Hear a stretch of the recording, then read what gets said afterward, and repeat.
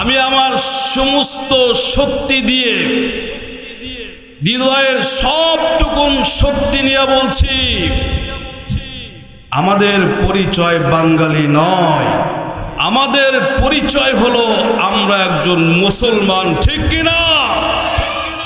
আর দেশ হিসাবে আমরা বাংলাদেশি এবং জাতি হিসাবে আমাদের নাম একজন মুসলমান। চিল্লায় বলুন ঠিক কিনা?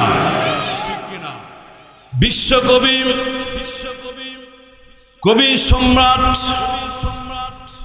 আল্লামা ইকবাল রহিমাহুল্লাহ তিনি বলেছেন, দস্তু দস্ত হায় দুনিয়া ভি न छोड़े हमने, दस्तों दस्त है दुनिया भी न छोड़े हमने, बहरे जुल्मत पे दौड़ा दिए घोरे हमने। चिल्ला बोलुन मरहबा। আমরা তো সেই মুসলমান শ্রাবণের খরস্রোতা উত্তাল টাইগ্রিস নদীর উপর থেকে 60,000 অশ্বারোহী মুসলমান নদীর তুবান পার হয়ে আফ্রিকার ভূখণ্ডে কলেমার পতাকা উড়াইছে। চিল্লায়া বলুন মারহাবা।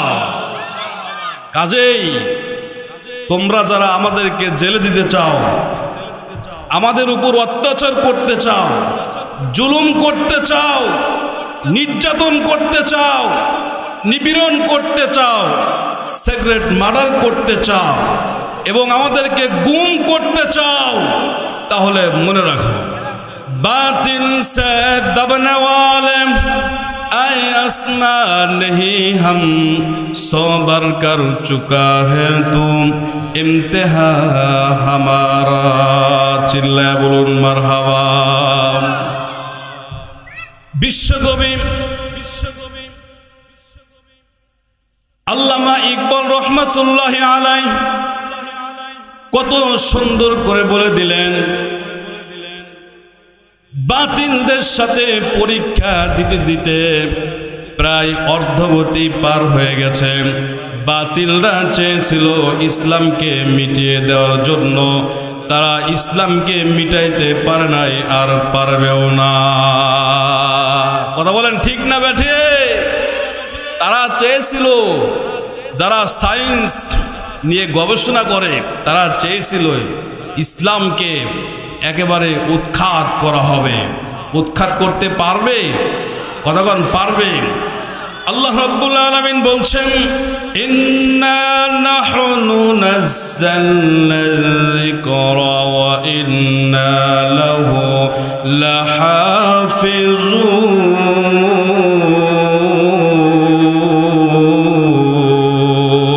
লাহাফিজুন। এই কোরআন নাজিল করছে কে? এর হেফাজত কে করবেন? হিন্দু ধর্ম গীতা দেখেন এবং বৌদ্ধদের ত্রিপিটক, খ্রিস্টানদের বাইবেল আমি নিজেও পড়ি। হিব্রু ভাষায় বাইবেল আছে, নতুন ভাষায়। আমি নিজেও কিছু কিছু দেখি। তাদের বাপ দাদার কিছু ধর্ম, বাপ দাদার কিছু নিয়ম কানুন তাদের ধর্মের মধ্যে লেখে, আসল যে ধর্ম সেটাকে ক্যান্সেল করে দিছে। জোরে বলুন ঠিক না ব্যাঠি? কিন্তু কোরআন, আল্লাহ রাব্বুল আলামিন বলছেন, যালিকাল কিতাবু লা রাইবা ফীহি।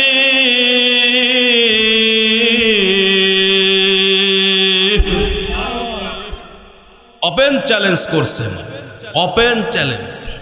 এটা এমন একটি কিতাব যার মধ্যে কোনো সন্দেহের অবকাশ থাকে না। চিল্লায় বলুন মারহাবা। কিন্তু বাইবেল, এরপরে গীতা, ত্রিপিটক যা আছে, সন্দেহ আছে কি নাই? আছে কি নাই? আছে। তো যারা চেয়েছিল যে মুহাম্মাদের উপর আনিত জানিত এই চেরাগটাকে মরুর ভূমিতে একেবারে উৎখাত করে দিব, কিন্তু তারা কি পেরেছে? হ্যাঁ, এই যে কয়েকটা ধর্মগ্রন্থের নাম বললাম, এই যে আপনার গীতা, বেদ, ত্রিপিটক, এরপরে বাইবেল, এই ধর্মগ্রন্থের কোন হাফেজ আছে? হাফেজ আছে? আর আমরা নিজেরাই তো কোরআন মুখস্থ করছি। চিল্লায় বলুন আল্লাহু আকবার। আল্লাহ যে কোরআনকে হেফাজত করবেন তার বাস্তব নমুনা। কথা কোন ঠিক না বেঠিক? বিশ্বকবি, কবি সম্রাট আল্লামা ইকবাল রহমাতুল্লাহি আলাইহি বলেন, সতে জাকা রহা হ্যাঁ আজল সে টাইম রোজ, চিরাগে মুস্তফা ভি সে শিরারে বুলহাবি। সুবহানাল্লাহ বলেন। তৎকালীন সময়ে সেই মরুভূমির শীর্ষ সন্ত্রাসেরা আবু জাহেল, উতবা, সাইবা, হামান, মুগিরা, আবু সুফিয়ান সহ তারা চেয়েছিল রসুলের উপর সেই আনিত জানিত চেরাগটা, নূরটাকে আমরা মরুর প্রান্তরে একেবারে শেষ করে দিয়ে দিব। কিন্তু আল্লাহ রব্বুল আলামিন ওপেন চ্যালেঞ্জ করে বলছেন, ইন্না নাহনু নাযালনা যিকরা ওয়া ইন্না লাহু লাহাফিযুন।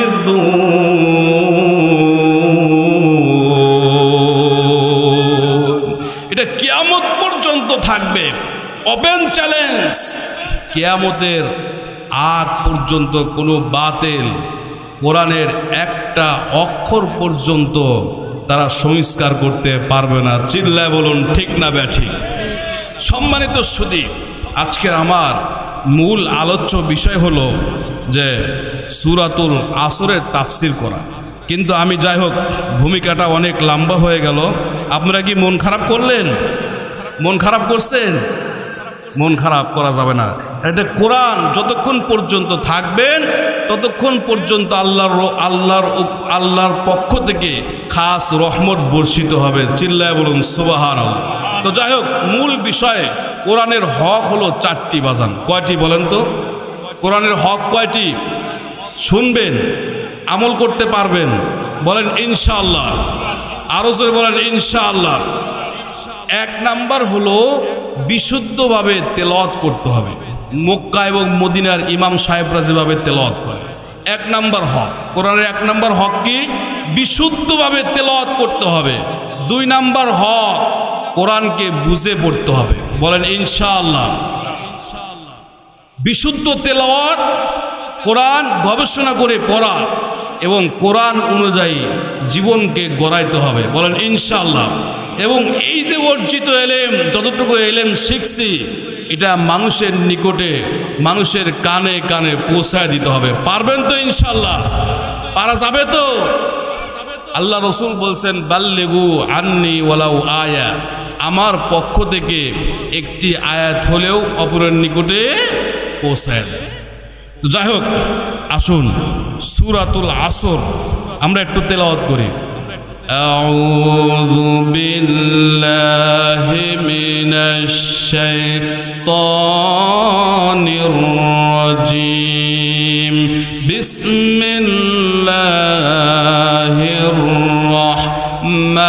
রাহমানির রাহিম। ওয়াল আসরি ইন্নাল ইনসানা লাফি খুসর ইল্লাল্লাযীনা আমানু ওয়া আমিলুস সালিহাতি ওয়া তাওয়াসাউ বিল হক ওয়া তাওয়াসাউ বিস সাবর। চিল্লায় বলুন আল্লাহু আকবার। ছোট্ট একটা সূরা তেলাওয়াত করেছি, এর শান, মর্যাদা, বৈশিষ্ট্য এত বেশি। এখানে সমস্ত মুফাসসিরিনগণ তাফসিরে কাবির, তাফসিরে জালালাইন, এরপরে তাফসির ইবনে কাসির, তাফসিরে মারিফুল কোরআন, যে কয়েকটা তাফসির আমি দৈনন্দিন অধ্যয়ন করি, পাঠ করি, এই তাফসির কারকগণ বলতেছেন এখানে কিছু কিছু ওয়ার্ড এবং সেন্টেন্স আল্লাহ রাব্বুল আলামিন ইউজ করেছেন যার অর্থ এত গম্ভীর, এত গভীর। এই কয়েকটি সেন্টেন্স এবং ওয়ার্ড দিয়ে একটা বিশাল বড় গ্রন্থ লিপিবদ্ধ করা যাবে। চিল্লায়া বলুন আল্লাহু আকবার। আরো জোরে বলেন আল্লাহু আকবার। মুফাসসিরিনগণ এটাও বলেছেন, কোনো মানুষ যদি তার অন্তরস্থল থেকে পরিপূর্ণ দৃঢ়তা অবলম্বন করে সবুরের সাথে এই সূরাকে মেনে নিল, পরিপূর্ণ আস্থা বিশ্বাস ইয়াকিন করলো, আমল করা শুরু করলো, একটা সূরায় তাকে জান্নাতে প্রবেশ করিয়ে দিবে। বলুন ইনশাআল্লাহ। এটা সূরাতুল আসর, ওয়াল আসর, সময়ের শপথ করছেন আল্লাহ তাআলা। সময়ের শপথ করার কারণ কি? মুফাসসিরিনগণ বলতেছেন যে আসর থেকে মাগরিব পর্যন্ত যখন সূর্যটা অস্ত যায়, একেবারেই কম সময়, সময় কম না বেশি? আসর থেকে মাগরিব পর্যন্ত একেবারেই কম সময়। এই সময় দিয়ে আমার আপনার সেই মৃত্যুর কথা স্মরণ করে দিয়েছে। আমার আপনার হায়াতে জিন্দেগি কখন যেন সেই রূহটা মালাকুল মাউত বের করে নিয়ে যায়, কোনো খবর আছে? একসাথে বক্তৃতা করেছি, তারা এখন অন্ধকার কবরে পড়ে আছে। একই সাথে ঘোরাফেরা করেছি, আজকে সেই সাথী ভাই অন্ধকার কবরে চলে আসে। আপনাদের সঙ্গেও যারা একসাথে ওঠা বসা করেছে, তারাও আজকে অন্ধকার কবরে আছে কি নাই? কথা বলেন, আছে কি নাই?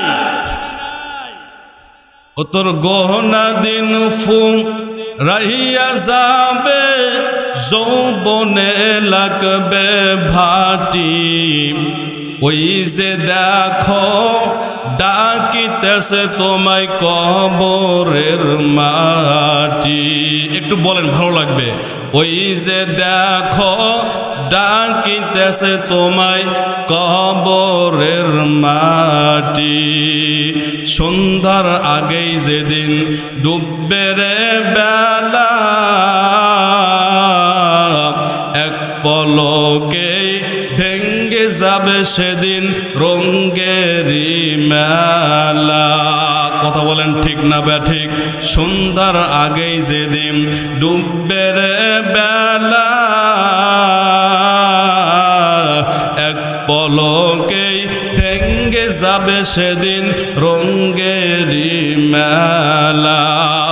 কার দিবা তুমি জোরে ধমক, কার দিবা জোরে ধমক, কার মাথায় ভাঙবা লাঠি, ওই যে দেখো ডাকিতেছে তোমায় কবরের মাটি, ওই যে দেখো ডাকিতেছে তোমায় কবরের মাটি। খবর পেয়ে আসবেন আত্মীয় স্বজন, তোমারই চার পাশে বসে তারা করিবে ক্রন্দন, সাজাইবে তোমায় মোহনের মতন, সাজাইবে তোমায় মোহনের মতন, কি সুন্দর পরিপাটি, ওই যে দেখো ডাকিতেছে তোমায় কবরের মাটি, ওই যে দেখো ডাকিতেছে তোমায় কবরের মাটি। চিল্লায় বলুন ঠিক না ব্যাঠি? মৃত্যুটা কখন আসবে, কোথায় আসবে? এই যে কিছুদিন আগে 3, 4, 5ই আগস্ট ছাত্র সমাজ সেই বাতিলের বিপক্ষে আল্লাহর দ্বীনকে কায়েম করার জন্য কত মায়ের সন্তান বন্দুকের সাথে বুকটা মিলিয়ে দিছে। কথা বলুন ঠিক না ব্যাঠি? হাজার হাজার মানুষ মারা গেছে, অসংখ্য ছাত্র সমাজ তার চোখ হারিয়ে ফেলছে, হাতগুলো দেহ থেকে বিচ্ছিন্ন হয়েছে, দেহ থেকে পা বিচ্ছিন্ন হয়ে গেছে, মাথার মগজ বের হয়ে গেছে।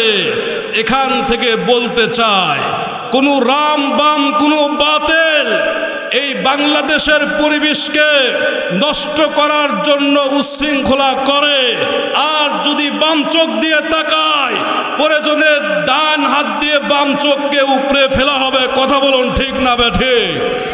লিল্লাহে তাকবীর, নারায়ে তাকবীর। আলোচনা চলবে চলবে, ভয় পাচ্ছেন নাকি? ওই সময় আর আছে? আপনি এখান থেকে মাইক কেড়ে নেবেন নাই? তা আসুন বাজান, সূরাতুল আসর তেলাওয়াত করছিলাম, প্রধান বক্তা আবার আসবে। তা আসর এটা এমন গুরুত্বপূর্ণ, মদিনায় দুইজন সাহাবী একজন আর একজনকে এই সূরা আসর না শোনান পর্যন্ত, তাদের দেখা হলেই সূরা আসর নিজে পড়তেন, আর একজন শুনতো, আর একজন পড়তো এবং আর একজনকে শুনতো। এইভাবে তারা এই সূরা আসর রিপ্লে করত। আল্লাহ রাব্বুল আলামিন বলছেন ওয়াল আসর, সময়ের শপথ, ইন্নাল ইনসানা লাফি খুসর, নিশ্চয় পৃথিবীর মধ্যে যত মানুষ আছে সবাই ক্ষতিগ্রস্তের মধ্যে আছে, সবাই ক্ষতিগ্রস্তের মধ্যে আছে। কারা ক্ষতিগ্রস্তের মধ্যে আছে? আল্লাহ রাব্বুল আলামিন অন্য জায়গায় বলেন ومن خفت موازينه فأولئك الذين خسروا أنفسهم في جهنم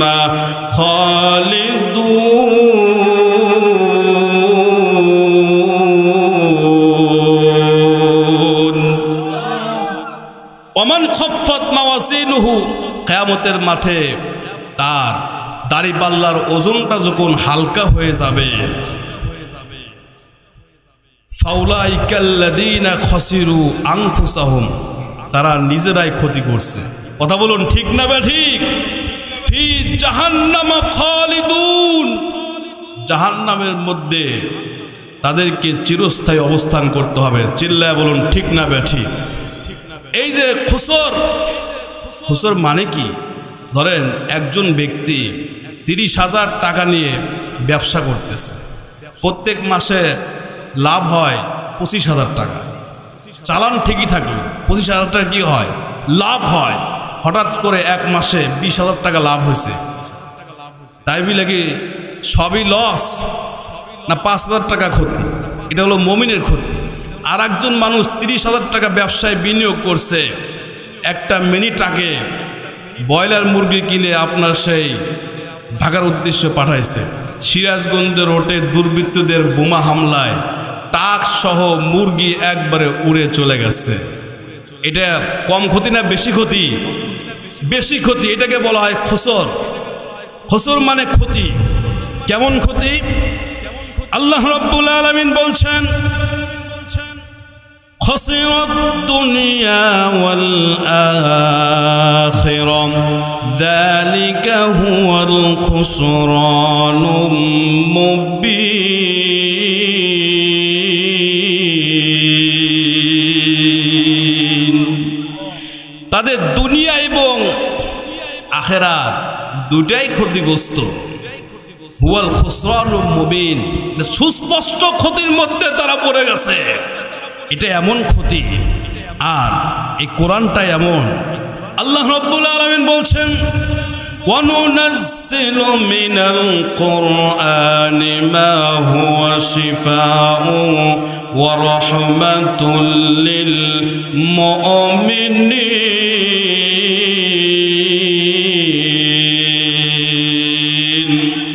ওয়া লা ইয়াজিদু যালিমিনা ইল্লা খাসারা।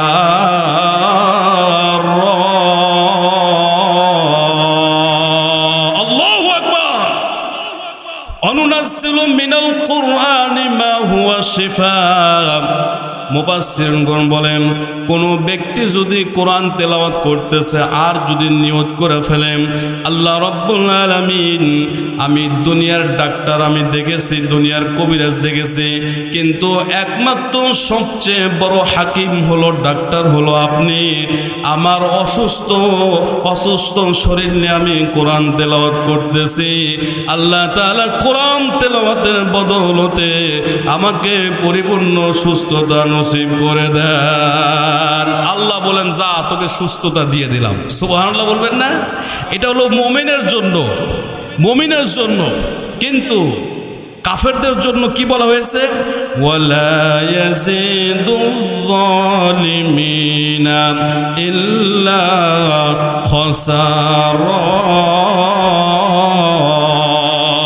আল্লাহু আকবার। আর কাফেরদের জন্য এটা ক্ষতি ছাড়া আর কিছুই না, শুধু ক্ষতি আর ক্ষতি। কোরআনটা কি তাদের জন্য কি বলেন তো? ক্ষতি। আর আমাদের জন্য হলো রহমত, বারকাত এবং শেফা। চিল্লায় বলুন আল্লাহু আকবার। ইন্নাল ইনসানা লাফি খুসর ইল্লাল্লাযীনা আমানু ওয়া আমিলুস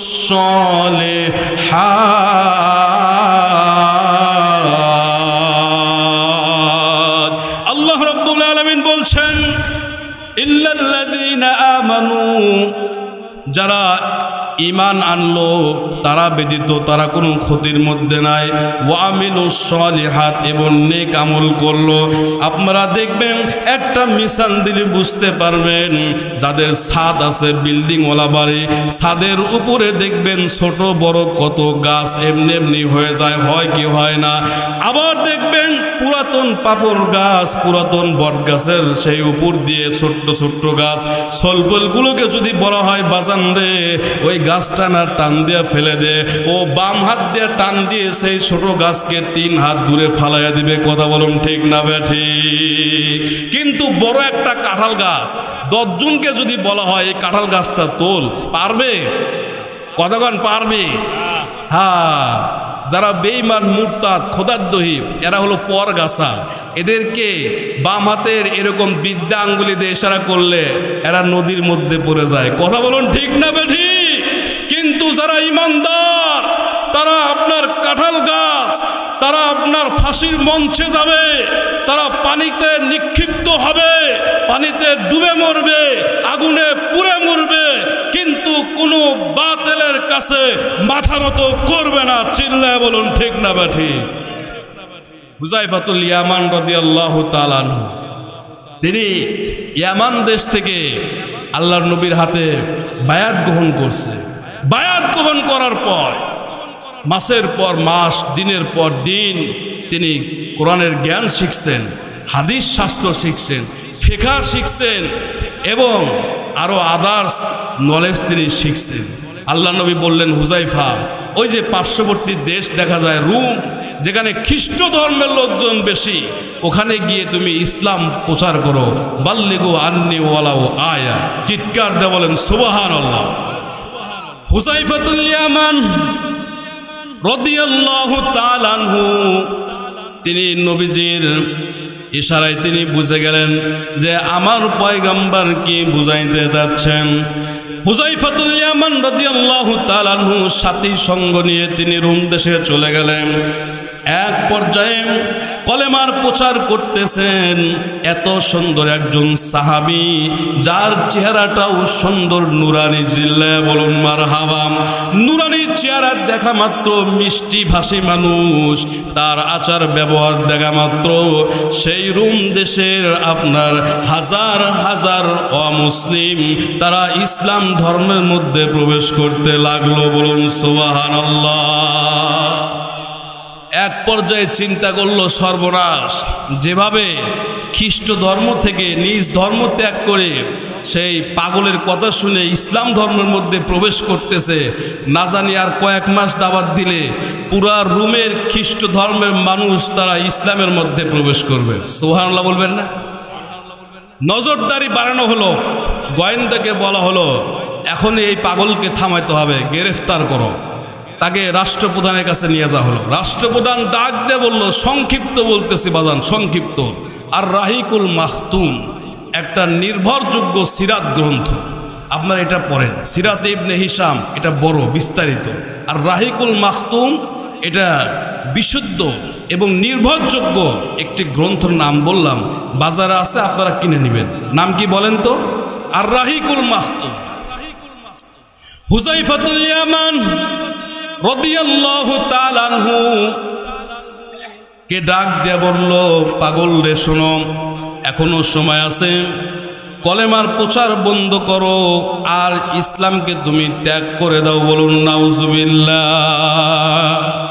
এই দুইটা যদি করতে পারো তাহলে রোমের অর্ধেক আইনি শাসন তোমাকে দেওয়া হবে। নাউজুবিল্লাহ বলবেন না?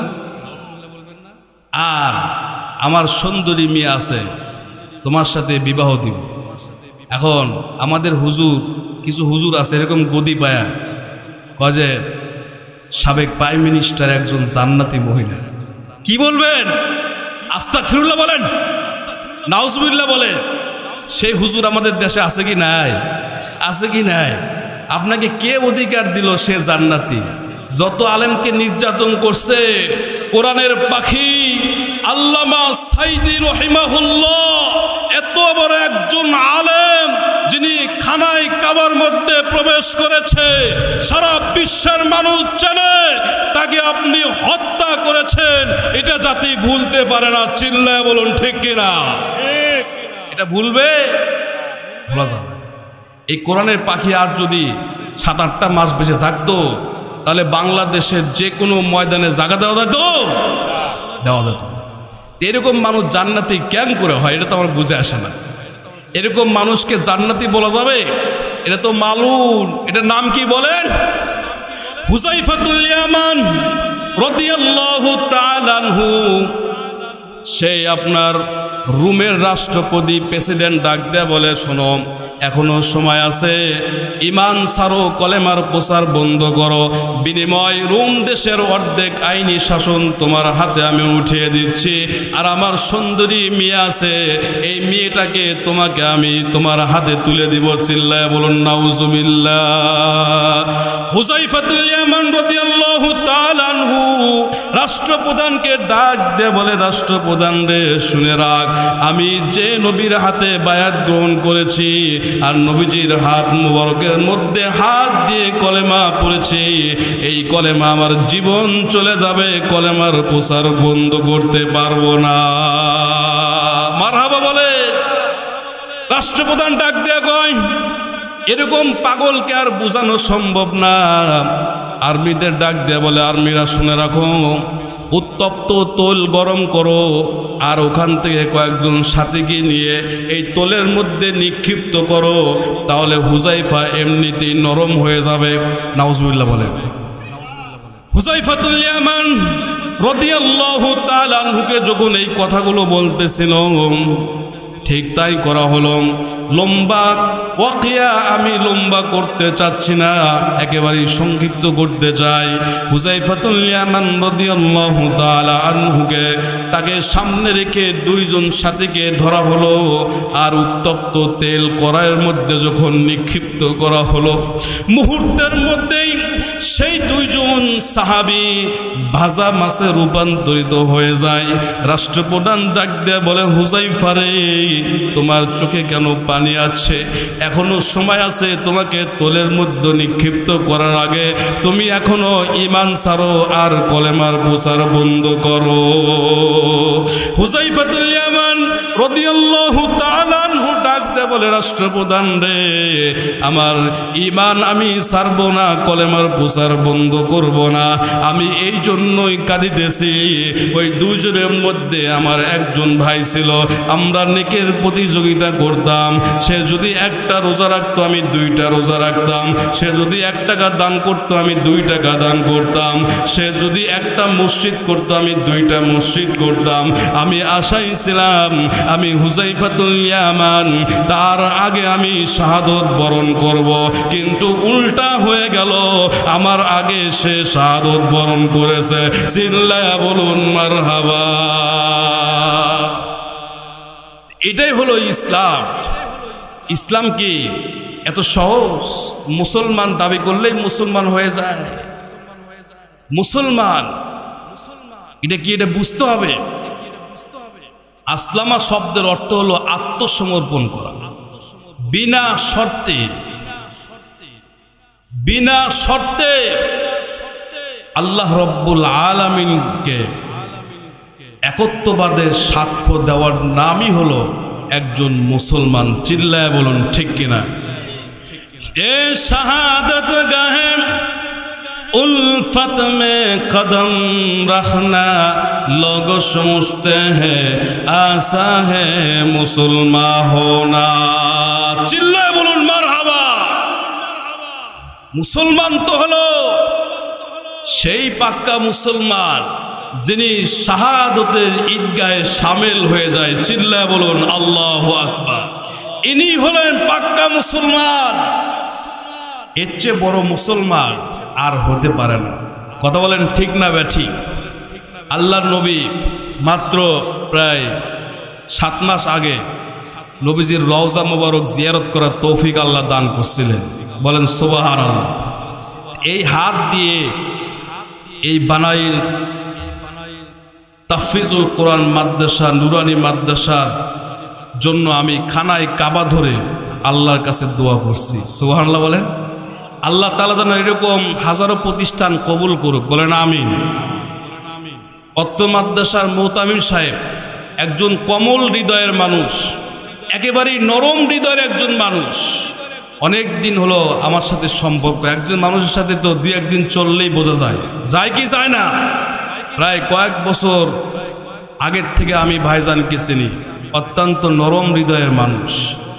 এই মাদ্রাসাতে আপনারা সন্তান দিয়ে 1 নাম্বার কি দিবেন? সন্তান দিবেন। 2 নাম্বার টাকা পয়সা দিবেন, মাল দিবেন, মেধা দিবেন এবং কঠোর পরিশ্রম করবেন। রাজি আছেন তো ইনশাল্লাহ? এই উসিলায় যদি আল্লাহ তাআলা আপনাকে মাফ করেন, আল্লাহ তাআলা যেন এই উসিলায় নাজাতের জরিয়া বানায় দেন। বলেন আমিন। আল্লাহর নবী সরকারে দো জাহান সুলতানুল মদিনা তিনি যখন মক্কার জমিনের মধ্যে ইসলাম প্রচার করতেছিলেন, প্রচার করতে করতে এক সময় নবীজি যখন মূর্তির বিরুদ্ধে যখন ফতোয়া দিলেন, আবু জাহেলের বিরুদ্ধে কথা বলা শুরু করলেন। নবীকে মারার জন্য তারা সর্বাত্মক চেষ্টা করল, এমন প্ল্যান করল। তৎকালীন সময়ের সিরিয়ার প্রেসিডেন্ট তিনি তখন মুসলমান হন নাই, হাবিব ইবনে মালিক, যার নাম আবু জাহেল, আবু লাহাব, উতবা, সাইবা, হামান সহ তারা চিন্তা করল যে এইবার নবীকে আর ছাড়া যাবে না। মুহাম্মদ নামক ওই পাগল ব্যক্তিকে মরুভূমিতে আমরা শেষ করে দেব। চিল্লায়ে বলুন নাউজুবিল্লাহ। হাবিব ইবনে মালিকের কাছে আবু জাহেল, আবু লাহাব, উতবা, সাইবা তারা সুন্দর করে চিঠি লিখলো, যে কোনো মূল্যেই হোক এই যে মরুভূমির মধ্যে একজন সন্ত্রাস আছে, পাগল আছে, যেই পাগল আমাদের বাপ দাদার বিরুদ্ধে কথা বলে, লাত মানতের বিরুদ্ধে কথা বলে, এই পাগলকে আমরা দেখতে চাই না। হাবিব ইবনে মালিক প্রায় 12,000 অশ্বারোহী সহ তারা অশ্ব সজ্জ সহ সৈন্য সহ সেই মক্কার অদূরে আফতা নামক স্থানে পৌঁছে গেল। চিল্লায়ে বলুন নাউজুবিল্লাহ। আর রাহিকুল মাখতুম কিতাবের মধ্যে এসেছে, হাবিব ইবনে মালিক আবু জাহেলকে ডান পাশে বসিয়ে কয়, মুহাম্মদ কই, তাকে ধরে নিয়ে আসো, বল প্রয়োগ করে হলেও তাকে ধরে নিয়ে আসো, কিন্তু তাকে মারব না, তার বিচার আমি করব। নবীজি ওই সময় আল্লাহর এই জমিনের মধ্যে 4 জন মহিলা হলো সবচেয়ে সম্মানিতা মহিলা। তার মধ্যে একজন হলো নবীজির স্ত্রী হযরত খাদিজাতুল কুবরা রাদিয়াল্লাহু তাআলা আনহু। সুবহানাল্লাহ বলে, যার কবরটা আমি জিয়ারত করছি। আরে খাদিজা রাদিয়াল্লাহু তাআলা আনহার কবরের পাশে যখন যাই, চোখের পানি আমি আটকাইতে পারি নাই। তিনি দিনের জন্য কত কষ্ট করছেন। আর বর্তমান মহিলারা, আমি যখন হেরা গুহায় উঠি, প্রায় 2500 ফিট উপরে একটা মানুষ যখন পাহাড়ের চূড়ায় ওঠে, একটা ডিম মনে হয়, ডিম কালা কুসকুসা মনে হয়। আমি চিন্তা করলাম আম্মাজান হযরত খাদিজাতুল কুবরা রাদিয়াল্লাহু তাআলা আনহা, আমি প্রায় আমার উঠতে 1 ঘন্টার উপরে লাগছে। এই যুবক মানুষ 1 ঘন্টার উপরে লাগলো। আর এই মহিলা তিনি প্রত্যেক দিন মাসের পর মাস, বছরের পর বছর নবীজির জন্য রুটি তৈরি করে খাবারের চূড়ায় পৌঁছায় দিয়ে গেছে। সুবহানাল্লাহ। আল্লাহ রাব্বুল আলামিন এই সমস্ত কষ্টকে সহ্য করতে পারেন নাই। আল্লাহ তাআলা আম্মা জান হযরত খাদিজাতুল কুবরা রাদিয়াল্লাহু তাআলা আনহুকে আরশে আজিম থেকে সালাম দিয়েছেন। চিল্লায়া বলুন আল্লাহু আকবার। যার কবরে সওয়াল জবাব হয় নাই, সুবহানাল্লাহ বলবেন না? সেই মহিলা আমাদের সমাজে আছে কি নাই? আমি আপনাদেরকে অনুরোধ করব, খাদিজার জীবনী পড়ুন, সুমাইয়ার জীবনী পড়ুন, ফাতেমার জীবনী পড়ুন, আসিয়ার জীবনী পড়ুন। এই দুনিয়া কয়দিন? আপনার মতো হাজার হাজার সুন্দরী মেয়ে কবরে শুয়ে আছে কি নাই? আপনি আর কয়দিন ভারতের চ্যানেলগুলো দেখে জীবনটা শেষ করে দিবেন? কাজেই সাবধান, খুবই সাবধান। আল্লাহর নবীকে দূর থেকে যখন হাবিব ইবনে মালিক দেখতেছেন, এত সুন্দর নূরের অধিকারী, এত সুন্দর উজ্জ্বল চেহারা, এটা তো সাধারণ মানুষ নয়। এরকম মরুভূমির প্রান্তরে আবতা নামক স্থানে যখন হাবিব ইবনে মালিককে আবু জাহেল স্বর্ণের চেয়ারটা দিয়েছিল, নবীজির চেহারা দেখা মাত্র হাবিব ইবনে মালিক তার চেয়ার থেকে নিজেই উঠে গিয়েছে। চিল্লায়া বলুন মারহাবা। আল্লাহর নবীকে পাশে বসিয়ে চেহারার দিকে তাকায় আর করে বদমাইশ আবু জাহেল, একে সন্ত্রাসী বলে। এ তো সন্ত্রাসী হতে পারে না, সুবহানাল্লাহ বলবেন না? তে বললেন আপনার নাম কি? বলে মুহাম্মদ। বাবার নাম কি? আব্দুল্লাহ। দাদার নাম কি? Abdul Muttalib. সব কিছু যখন বলে দিলেন, বলে আপনি কি নবী? বলে হ্যাঁ, আমি আল্লাহর পক্ষ থেকে প্রেরিত রাসূল এবং নবী। বলেন সুবহানাল্লাহ। দুইটাই। তাহলে নবী রাসূলদেরকে তো মুজিজা দেওয়া হয়, আপনাকে তো আল্লাহ তাআলা অবশ্যই মুজিজা দিছেন। মুজিজা মানে কি?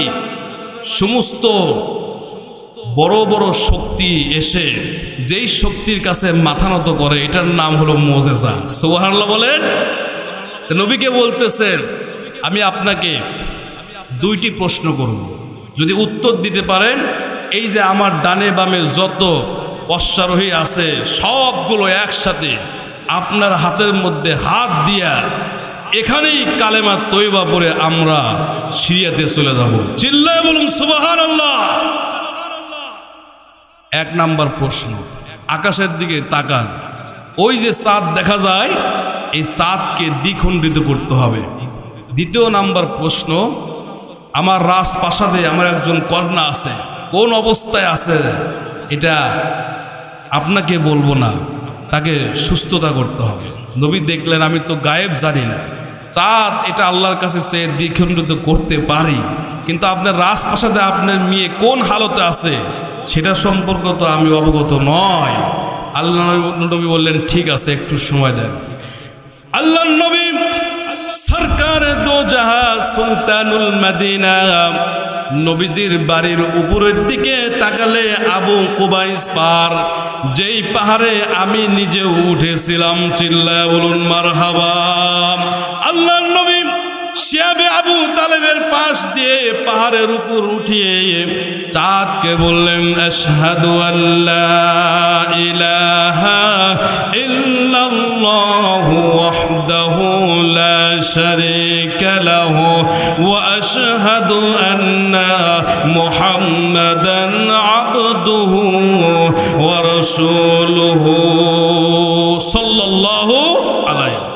বলতে দেরি বলে আমি আল্লাহর পক্ষ থেকে প্রেরিত রাসূল, যদি আমাকে মানো, বিশ্বাস করো, তাহলে তুমি দ্বিখণ্ডিত হয়ে যাও। সঙ্গে সঙ্গে চার দ্বিখণ্ডিত হয়ে গেছে। চিল্লায় বলুন মারহাবা। আল্লাহর নবীকে জিবরাইল আলাইহিস সালাম ডাক দেয়া বলেন, পয়গম্বর আপনার কোনো টেনশন করার দরকার নাই, আপনি পেরেশান বোধ করার দরকার নাই। তার কারণ হচ্ছে দেখেন, কুবাইস পাহাড়ের উপরে আমরা প্রায় 12,000 ফেরেশতা, আমরা সমস্ত সরঞ্জাম নিয়ে রেডি আছি। কাফেরদের বিরুদ্ধে আমরা নিজেরাই লড়াই করব। চিল্লায়া বলুন মারহাবা। আপনার ভয় করার দরকার নাই, আজকে সেই মক্কার আবতা নামক স্থানে ফয়সালা হয়ে যাবে। চিল্লায় বলুন সুবহানাল্লাহ। আল্লাহর নবীর এই দৃশ্য দেখে হাবিব ইবনে মালিক তিনি আশ্চর্য বোধ করলেন, যিনি তো সাধারণ মানুষ নাই। আবু জাহেল, আবু লাহাব, উতবা, সাইবা তারা হয়তো ভুল বুঝেছে, কিন্তু আমি তো একজন সৎজ্ঞানের অধিকারী, আমার মধ্যে আল্লাহ রব্বুল আলামিন জ্ঞান দান করছেন, কাজেই এই মানুষকে আমি আর ভুল বুঝতে পারবো না। চিল্লায় বলুন মারহাবা।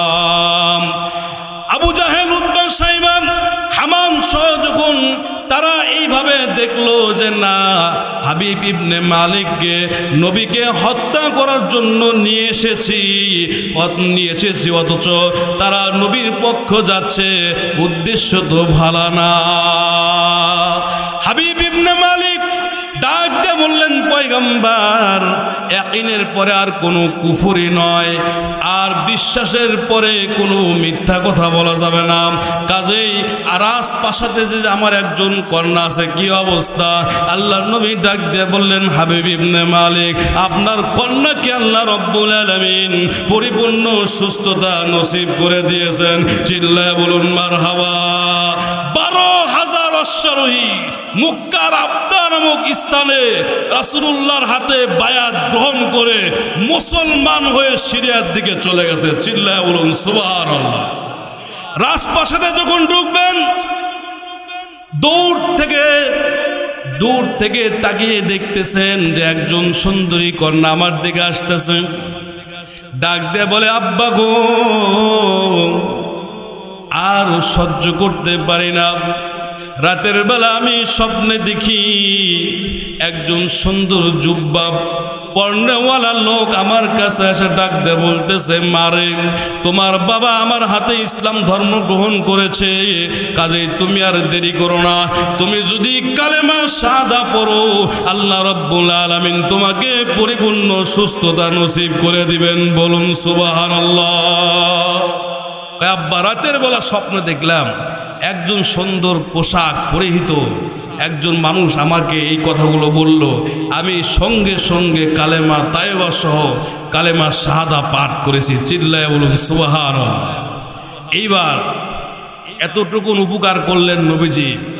নবীকে উপঢৌকন দেওয়ার জন্য হাবিব ইবনে মালিক সিরিয়া থেকে 5টি উট বোঝাই করে স্বর্ণ রূপ্য সহ আরো মাল সামানা দিয়েছে। সুবহানাল্লাহ বলবেন না? মক্কাতে যখন ঢুকলো তখন আবু জাহেল এই মালগুলো অ্যাটাক করলো, ছিনতাই করলো, যে এই মালগুলো আমাদের জন্য দিয়েছে, আমরা জীবনে খাই নাই, এটা আমাদের জন্য দিয়েছে, আমরা এটা খেয়ে বাঁচবো। বলে নাউজুবিল্লাহ মিন যালিক। কিন্তু উটের উপর যারা সওয়ার ছিল তারা বলতেছে যে না, এই মাল একমাত্র মুহাম্মদ সাল্লাল্লাহু আলাইহি ওয়াসাল্লামের উপর খুশি হয়ে উপঢৌকন স্বরূপ তারা প্রেরণ করছে। চিল্লায় বলুন সুবহানাল্লাহ। কিন্তু আবু জাহেল মানেন। এইবার মক্কার মধ্যে তারা আবার একত্রিত হলো। আল্লাহর নবী বললেন, এই উটের মাল এগুলো আমার না আপনাদের, এটা আমিও বলবো না, আপনিও বলবেন না, এটা উট সাক্ষ্য দিবে যে এই মালগুলো আমার না আপনাদের। সুবহানাল্লাহ বলবেন না?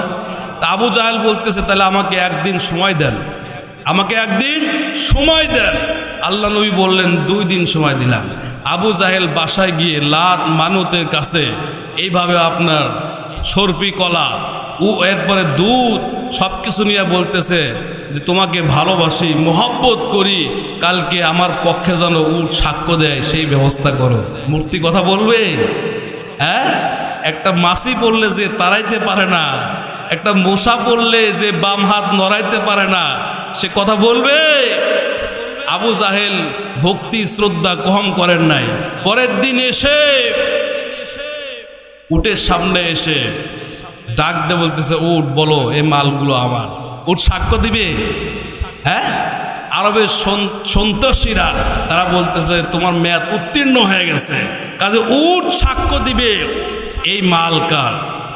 বিশ্বনবী সরকার দো জাহাঁ সুলতানুল মদিনা শাহনশাহে রিসালাত আল্লাহ নবী ডাক দিয়ে বলল, উট রে শোনো, তুমি আমাকে চেনো, আমি কোন, আমি কে, আমার পরিচয় কি।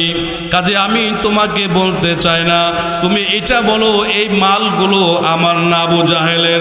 উট ডাক দেয়া বলে পয়গম্বর, এই মালগুলো সেই হাবিব ইবনে মালিক আপনাকে উপঢৌকন স্বরূপ গিফট করেছে। চিল্লায় বলুন মারহাবা।